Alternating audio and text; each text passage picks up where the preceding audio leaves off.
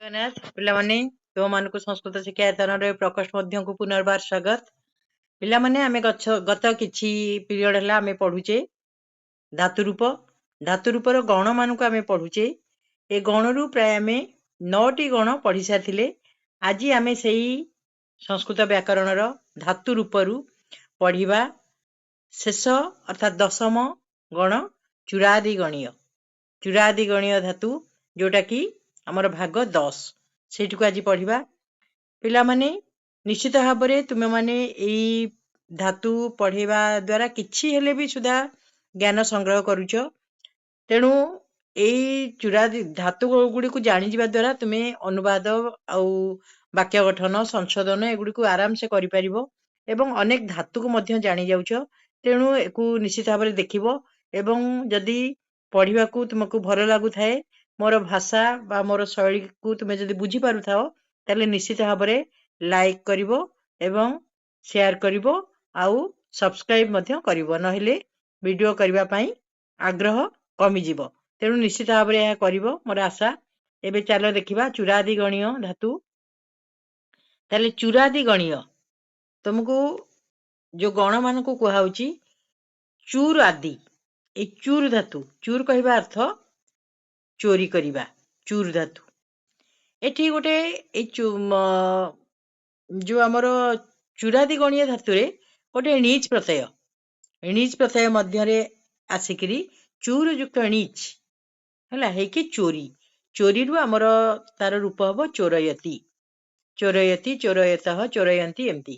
ତାହେଲେ ସେଇପରି ଧାତୁ ଆମେ ଆଜି ଦେଖିବା। ଚୂର ଧାତୁ ପରି ଆମର ହବ ମଧ୍ୟ ଭକ୍ ଧାତୁ। ଭକ୍ ମାନେ ଭକ୍ଷଣ କରିବା ବା ଖାଇବା ହେଲା। ତାହେଲେ ତାର ଲଟ୍ ଲକାର କେମିତି ହଉଛି ଦେଖ। ଲଟ୍ ଲକାରରେ ତାର ରୂପ ହବ ଭକ୍ଷୟତି, ଭକ୍ଷୟତଃ, ଭକ୍ଷୟନ୍ତି, ଭକ୍ଷୟସି, ଭକ୍ଷୟଥଃ, ଭକ୍ଷୟଥ, ଭକ୍ଷୟାମି, ଭକ୍ଷୟାବଃ, ଭକ୍ଷୟାମଃ। ତାହେଲେ ଯଦି ଆମେ କର୍ତ୍ତା ଲଗେଇବ ତାହେଲେ ଏଠି କଣ ଲାଗିବ? ସହ ଭକ୍ଷୟତି, ନାଇଁ ବା ବାଳକଃ ଭକ୍ଷୟତି, ବାଳିକା ଭକ୍ଷୟତି, ସବୁବେଳେ ପ୍ରଥମ ପୁରୁଷ ଏକବଚନ କର୍ତ୍ତାଟି ଲାଗିବ। ଏଠି କଣ ଲାଗିବ? ଭକ୍ଷୟତି ଭକ୍ଷୟତଃ ପାଖରେ ନା ତଉ ଭକ୍ଷୟତଃ ବା ବାଳକଉ ଭକ୍ଷୟତଃ, ନାଇଁ ଯାହାହେଲେ ବି ପ୍ରଥମ ପୁରୁଷ ଦୁଇ ବଚନ କର୍ତ୍ତାଟି ଲାଗିବ। ଏଠି ଯଦି ହବ ତାହେଲେ କଣ ହବ? ତେ ଭକ୍ଷୟନ୍ତି ଅର୍ଥାତ୍ ସେମାନେ ଖାଉଛନ୍ତି। ଲଟ୍ ଲକାର ଏଇଟା ଆମର ଆର ଚିହ୍ନ ହେଲା। ଲଟ୍ ଲକାରର ଚିହ୍ନ କଣ? ଛ, ଷା ଆଉ ଛି, ନାଇଁ। ତାହେଲେ ତୁମେ ଖାଉଛ, ମୁଁ ଯାଉଛି, ସେ କରୁଛି, ଏମିତି। ତାହେଲେ ପ୍ରଥମ ପୁରୁଷର ଚିହ୍ନ ଛ, ତଉ, ତେ। ମଧ୍ୟମ ପୁରୁଷର ଚିହ୍ନ କଣ ହବ? ତ୍ୱମ୍, ନାଇଁ ତ୍ୱମ୍ ଭକ୍ଷୟସି, ତୁମେ ଖାଉଛ। ଯୁବାମ୍ ଭକ୍ଷୟତଃ, ତୁମେ ଦୁଇ ଜଣ ଖାଉଛ। ସେମିତି ଯୁୟମ୍ ଭକ୍ଷୟଥ, ତୁମେ ମାନେ ଖାଉଛ, ନାଇଁ। ଏଠି ହବ କଣ? ଅହମ୍ ଭକ୍ଷୟାମି, ମୁଁ ଖାଉଛି। ଆବାମ୍ ଭକ୍ଷୟାବଃ, ଆମେ ଦୁହେଁ ଖାଉଛୁ। ଏଠି ସେମିତି ହବ ବୟମ୍ ଭକ୍ଷୟାମଃ, ଆମେ ମାନେ ଖାଉଛୁ। ତାହେଲେ ଏଇପରି କର୍ତ୍ତା ଲଗେଇ ଆମେ ସମସ୍ତ ଲକାରରେ ଏଇପରି ପ୍ରଥମ ପୁରୁଷ, ମଧ୍ୟମ ପୁରୁଷ, ଉତ୍ତମ ପୁରୁଷର କର୍ତ୍ତା ଲଗେଇକି ଆମେ ବାକ୍ୟ ବା ଅନୁବାଦ କରିପାରିବା। ଲୋଟ୍ ଲକାରରେ କେମିତି ହଉଛି? ଭକ୍ଷୟତୁ, ଭକ୍ଷୟତାମ୍, ଭକ୍ଷୟନ୍ତୁ, ଭକ୍ଷୟ, ଭକ୍ଷୟତମ୍, ଭକ୍ଷୟତ, ଭକ୍ଷୟାଣି, ଭକ୍ଷୟାବ, ଭକ୍ଷୟାମ। ସେଇପରି ଆମେ କର୍ତ୍ତା ଲଗେଇ ପାରିବା। ଯାହା ଉପର ଲଟ୍ ଲକାରରେ ଲଗେଇଲେ ସେଇପରି କର୍ତ୍ତା ଲଗେଇକି ଆମେ ବାକ୍ୟ ଗଠନକୁ କରିପାରିବା। ବିଧିଲିଙ୍ଗ ଲକାରରେ ଭକ୍ଷୟେତ୍, ଭକ୍ଷୟେତାମ୍, ଭକ୍ଷୟେୟୁଃ, ଭକ୍ଷୟେଃ, ଭକ୍ଷୟେତମ୍, ଭକ୍ଷୟେତ, ଭକ୍ଷୟେୟମ୍, ଭକ୍ଷୟେବ, ଭକ୍ଷୟେମ। ଗଲା ବିଧିଲିଙ୍ଗ ଲକାର। ସେଇପରି କର୍ତ୍ତା ଲଗେଇବ ଏଠିରେ। ଲଙ୍ଗ୍ ଲକାରରେ ଅଭକ୍ଷୟତ୍, ଅଭକ୍ଷୟତାମ୍, ଅଭକ୍ଷୟନ୍, ଅଭକ୍ଷୟଃ, ଅଭକ୍ଷୟତମ୍, ଅଭକ୍ଷୟତ, ଅଭକ୍ଷୟମ୍, ଅଭକ୍ଷୟାବ, ଅଭକ୍ଷୟାମ। ସେମିତି ଚୂର ଜାତି ଯଦି ତମେ କରିବ ସେମିତି ଅଚରୟତ୍, ଅଚରୟତାମ୍, ଅଚରୟନ୍, ଅଚରୟଃ, ଅଚରୟତାମ୍, ଅଚରୟତ, ଅଚରୟମ୍, ଅଚରୟାବ, ଅଚରୟାମ। ଲୁଟ୍ ଲକାର ଭକ୍ଷୟିଷ୍ୟତି, ଭକ୍ଷୟିଷ୍ୟତଃ, ଭକ୍ଷୟିଷ୍ୟନ୍ତି, ଭକ୍ଷୟିଷ୍ୟସि, ଭକ୍ଷୟିଷ୍ୟଥଃ, ଭକ୍ଷୟିଷ୍ୟଥ, ଭକ୍ଷୟିଷ୍ୟାମି, ଭକ୍ଷୟିଷ୍ୟାବଃ, ଭକ୍ଷୟିଷ୍ୟାମଃ। ଧର ତୁମକୁ ପଡିଛି ବାକ୍ୟ ଗଠନ ମୁଁ ଖାଇବି, ତମେ କଣ ତାହେଲେ କରିବ? ଏଠି ଲେଖିବ ଅହମ୍ କଣ ଭକ୍ଷୟାମି ଅର୍ଥାତ୍ ମୁଁ ଖାଇବି ନାଇଁ। ତାହେଲେ ଉତ୍ତମ ପୁରୁଷ ଏକବଚନ ଚିହ୍ନଟି ଲେଖିବ। ସେହିପରି ଆମେ ଏଇ ଯୋଉ ଚୁର୍ ଧାତୁ ପରି ଅନେକ ଧାତୁ ଆମର ଅଛି, କେବଳ ଜାଣିବା ଦରକାର। ଆମେ ଧାତୁ ଗୁଡିକୁ ଚିହ୍ନିଲେ ଆମେ ଆମର କରିପାରିବା ତାର ଲକାର। ତାହେଲେ ଚୁର୍ ଧାତୁର ଚୋରୟତି ଲଟ୍ ଲକାରରେ, ଟୋଟ୍ ଲକାରରେ ଚୋରୟତୁ ଚୋରୟତାମ୍ ଚୋରୟନ୍ତୁ, ବିଧିଲିଙ୍ଗରେ ଚୋରୟେତ୍ ଚୋରୟତାମ୍ ଚୋରୟୁହୁ, ଆଉ ଲଙ୍ଗ ଲକାରରେ ଅଚୋରୟତ୍ ଅଚୋରୟତାମ୍ ଅଚୋରୟନ୍, ଏହିପରି କରିବା। ଆଉ ଲୁଟ୍ ଲକାରରେ ଚୋରଇଷ୍ୟତି ଚୋରଇଷ୍ୟତଃ ଚୋରଇଷ୍ୟନ୍ତି। ମନେ ରହିଲା? ଏହିପରି ଆମେ ଭଗ୍ ଧାତୁ ପରି ତାକୁ କରିବା, ବା ଚୁର୍ ଧାତୁ ପରି ଭଗ୍ ଧାତୁ କରିବା। ଯଦି ପ୍ରେରୟତି ମାନେ ପ୍ରେରଣା କରିଦବା ହେଲା, ତାର ବି ସେଇ ଚୁର୍ ଧାତୁ ପରି କେତେ ଗୁଡେ ଧାତୁ କେବଳ ତୁମେ ଜାଣ ଆ ଦ୍ୱାରା। ପ୍ରେରୟତି କଲେ ପ୍ରେରଣା କରିବା। ସେମିତି ଖ୍ୟାଳୟତି ମାନେ ଧୋଇବା, ଖ୍ୟାଳ ଧାତୁ ଧୋଇବା ହେଲା। ଯଦି ପ୍ର ଉପସର୍ଗ ଲାଗିଯିବ ତାହେଲେ ହେଇଯିବ ପ୍ରକ୍ଷାଳୟତି ନାଇଁ। ଖ୍ୟାଳୟତି ଖେଳୟତ ଖେଳନ୍ତି ହବ, ଯଦି ପ୍ର ଉପସର୍ଗ ଲାଗିଯିବ ହବ ପ୍ରକ୍ଷାଳୟତି।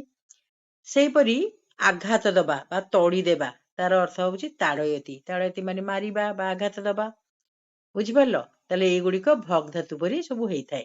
ଚୁର୍ ଧାତୁଠୁ ଆରମ୍ଭ କରି ଏଗୁଡିକ ହୋଇଥାଏ। ସେମିତି ଆମେ ପୂଜ୍ ଧାତୁ, ପୂଜ୍ ଧାତୁର ରୂପ କଣ ହବ? ପୂଜୟତି ପୂଜୟତଃ ପୂଜୟନ୍ତି, ଚିତ୍ର କରିବା ଚିତ୍ରୟତି ନାଇଁ, ଅର୍ଜନ କରିବା ଅର୍ଜୟତି। କେତେ ଧାତୁ ତୁମେ ଜାଣି ଯାଉଛ ଦେଖ ଗୋଟେ ଧାତୁ ଜାଣିଲା ପରେ। ଚୂର୍ଣ୍ଣ କରିବା ଚୂର୍ଣ୍ଣୟତି, ଗଣନା କରିବା ଗଣୟତି, ଦଣ୍ଡ ଦେବା ଦଣ୍ଡୟତି ନାଇଁ। ଆଚ୍ଛା, ଗୁଣନ କରିବା ଗୁଣୟତି, ମାର୍ଗ ଅନ୍ୱେଷଣ କରିବା କଣ ହବ? ମାର୍ଗୟତି, କଥା କହିବା କଥୟତି, ରଚନା କରିବା ରଚୟତି। ଦେଖୁଛ କେତେ ଗୋଟେ ଧାତୁ କରିଦେଲେ କେତେ ଧାତୁ ଆମର ହେଇଯାଉଛି। ଖଣ୍ଡନ କରିବା ଖଣ୍ଡୟତି, ଗର୍ଜନ କରିବା ଗର୍ଜୟତି, ସୂଚନା ଦବା ସୂଚୟତି। ତା ରୂପ ତମେ କରିବ ସୂଚୟତି ସୂଚୟତଃ ସୂଚୟନ୍ତି। ସେମିତି ଲୋଟ୍ ଲକାରରେ ସୂଚୟତୁ ସୂଚୟତାମ୍ ସୂଚୟନ୍ତୁ, ବୁଝିପାରୁଛ? ଗ୍ରନ୍ଥ ଧାତୁ ମାନେ ଗୁନ୍ଥିବା ଗ୍ରଥୟତି, ବଣ୍ଟ ଧାତୁ ବାଣ୍ଟିବା, ତାର ରୂପ ହବ ବଣ୍ଟୟତି। ଚିନ୍ତି ଧାତୁ ତାର ରୂପ ହବ ଚିନ୍ତା କରିବା ହେଲା। ସେ ଗଣିତ ଅଙ୍କ ଚିନ୍ତା କରୁଛି, ସହ ଗଣିତମ୍ ଚିନ୍ତୟତି ନାଇଁ।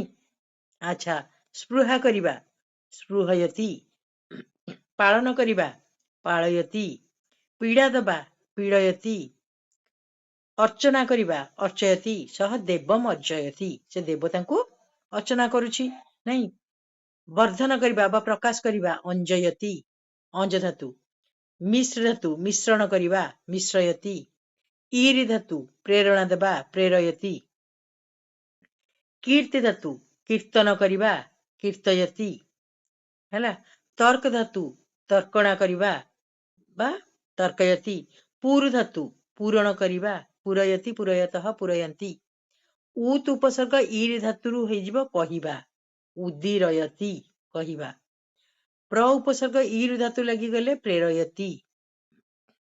କୃପ୍ ଧାତୁ କଳ୍ପନା କରିବା କଳ୍ପୟତି ହେଲା। କୁଳ୍ପ ଧାତୁ କୃପ୍ ବା କ୍ଲୁପ୍ ଧାତୁ ସେଇଟା। ସେମିତି ଖ୍ୟାଳ ଧାତୁ, ଖ୍ୟାଳ ମାନେ ଧୋଇବା ନାଇଁ। ସେମିତି ଗୁପ୍ ଧାତୁ ଲୁଚେଇବା ଗୋପୟତି। ଘଟ ଧାତୁ ଘଟୟତି ମାନେ କଣ କରିବା ଗଠନ କରିବା ଘଟୟତି କୁମ୍ଭମ୍ କୁମ୍ଭକାରଃ ନାଇଁ। ଭାଗ୍ୟମ୍ ଖଳୁ ଘଟୟତି ଶୁଭାଶୁଭମ୍, ତାହେଲେ ଘଟ ଧାତୁ ମାନେ ଘଟନା କରିବା ଗଠନ କରିବା। ସେମିତି ଘୁଷ୍ ଧାତୁ, ଘୁଷ୍ ମାନେ କଣ ଘୋଷଣା କରିବା ବା ସଶବ୍ଦ କହିବା, ଯେମିତି ଡିଣ୍ଡିମହ ଘୋଷୟତି ହେଲା।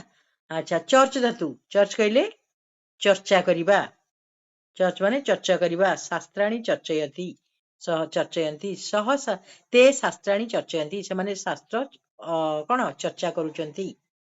ଚନ୍ଦନେନ ଚର୍ଚ୍ଚୟତି ଜଗନ୍ନାଥମ୍, ବୁଝିପାରିଲ?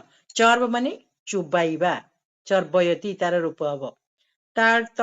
ତଡ଼ ଧାତୁ କହିଲେ ଆଘାତ ଦବା ତାଡ଼ୟତି। ଛଦ ଧାତୁ କହିଲେ ଆଚ୍ଛାଦନ କରିବା ଆଚ୍ଛାଦୟତି ବା ଛାଦୟତି।